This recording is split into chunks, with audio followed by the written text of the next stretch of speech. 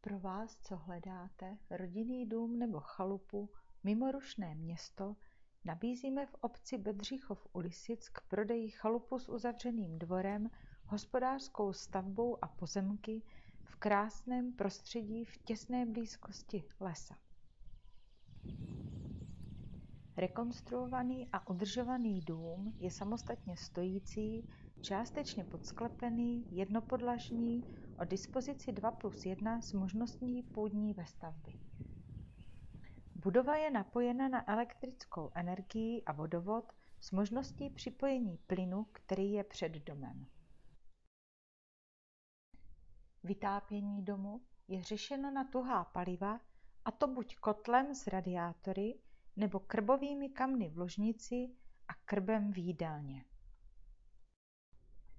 Rekonstrukce interiéru a výměna střešní krytiny byla provedena zhruba před 10 lety.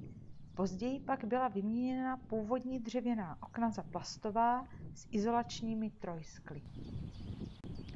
Pole o celkové výměře 3834 m2 je v současné době propachtováno s možností zrušení pachtu s jednoroční výpovědní lhůtou.